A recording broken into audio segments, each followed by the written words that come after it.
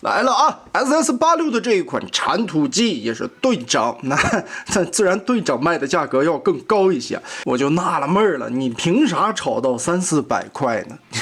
当年的那一套 IDW 大力神一套才多少钱？我们来看看这回的人形素质。哎，拿掉枪吧，这样看起来太长了。就拿掉了大枪以后，这个身材比例也是很哇塞的。你这，哎呀，我天哪！大长胳膊这么长，甚至比腿还长。如果说上一款推土机是身子长的话，那这回身子这比例看起来其实还行啊，还算正常。一加上胳膊以后，咋长到了这么些呢？而且吧，你要是把2条腿堵住，其实看着也还行。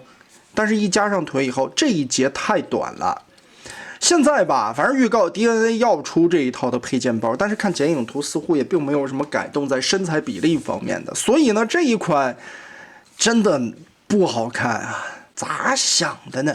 手臂内侧这里空空如也的瓢一样的偷胶空洞，这个我觉得比上一款那个推土机做的差了很多呀。为啥它的偷胶会比上一款的推土机多这么些呢？这腿后边，因为这玩意儿纯粹就是 IDW 的那一套改出来的，变形结构也基本上差不多，只是把体型缩小了，腿也变得更短了。再加上背包的位置，铲斗折叠起来也会显得背包很大。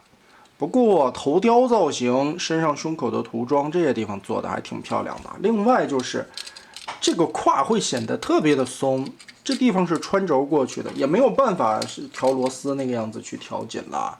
并且可动上面这里有增加一个蝴蝶关节，所以可动性相对来说是要比上一款推土机好一些的。那我们直接来开始进入这款的变形吧，也是很简单，2个拳头90度折叠藏到袖子里边去。其实如果说啊，把2个拳头收起来的话，这么看起来，哎，是不是就好一些了？为什么要90度往出翻一下？你就显得这胳膊会更长了。然后呢，顺着这一块90度往后折叠，收起来。胸甲的位置打开盖子，脑袋收纳进去，再盖上。接着肩膀这里的蝴蝶关节双段伸缩收好，这里边有卡扣，我们把这里定一下，缩回来。后边的铲斗臂整个的延展开，往下翻。注意这一块有一个钩子啊，车型状态下我们要翻到这一面来。后边的驾驶舱位置旋转个180度，让这个长一点的头冲前。腿部双腿中间合并起来的时候，中间这里是一个滑槽，哎，把它咬合进去。然后脚往开掰一下，腿肚子整个的拆开，翻转180度。再过来，脚丫子和前腿板 Z 字折叠贴上去，扣子结合好。后边这里呢，扣子再跟小臂上边这里夹一下。变形到位，4轮接地，推车滚动还是比较滑溜的。而且这一套最后密合完成以后，紧实程度也还可以啊，扣子对的都是挺准的。但是从车顶子来看，就会觉得这一块会显得很宽，前方的铲斗根部有一些活动的范围。打开扣子倒是可以举起来，侧面这里2个窟窿也没什么阻挡的地方啊，就暴露在这里。那搭载武器呢，也是用侧面的扣子把这2块插上，放在发动机的后方。变形合体形态很简单啦，直接把这一块翻过来，把中间的这个钩子记得翻折下来，然后顶一下，把这边卡到位，钩子翻下来咬住，算是一个2重的保险，这一块就会踩得很结实了。拆开侧面这里的扣子，以及肩膀处2个卡的地方，旋转180度翻到这面来，再把2个扣子夹回去。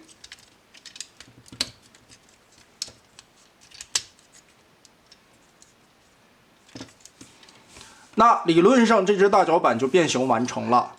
上边使用到了一个假的裤衩零件作为替换，所以呢是插槽滑动进这里边的，所以就不需要后边的腿部再翻折了。你光现在看，你就能感觉到这条小腿也会很短。不过有一点好的地方是啥呢？它这个脚踝左右接地关节，这里边是齿轮定位，很清脆，而且稳定性也很好，甚至没有虚位。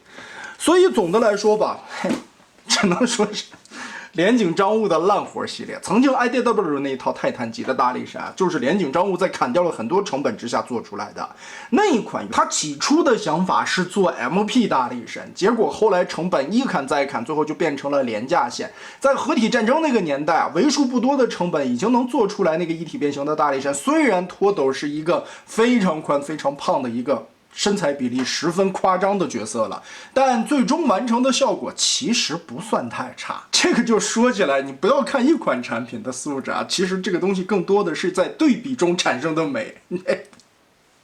我没得洗了呀。翻回来，我们再说这一套 SS86 的大力神，在原先的那个成本控制之下，已经阉割了那么多的大力神，又给你砍了一刀，又阉割了下来。尺寸上边吧，也是为了配合现在的这种老单系列经典线的这种比例身材，但是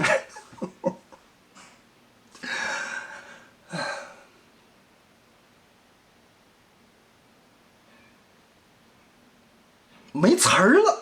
反正好，挺好啊，卖个300-400块钱，反正挺值的啊！推荐官方的这些粉丝们必入款啊，人人一套，来支持一下我们大联景设计师，支持一下孩之宝的这种非常精彩的还原出来86大电影里边人气很高大力神的这么一个做法。而且呢，能把我们童年债补足，哇，这个太棒了啊！说真的，就这款队长，如果不炒到4位数，我觉得都对不起他付出的这么多的心血。凭一己之力，2条手臂支撑起来大力神整体的重量，多累啊，多辛苦呀！为了这份辛苦，我们不应该再支持他一下吗？才足以彰显我们对孩之宝变形金刚的支持与厚爱。你说这玩意儿怎么评价？只能说官方如今能把玩具一年不如一年的做成这个样子，在座的各位都有责任。不要再在各种评论区了、论坛里边内斗了。我们真应该向隔壁柯南的粉丝好好学习学习，孩之宝也不至于像今天这个样子。那么得嘞，这期咱们就玩到这儿吧。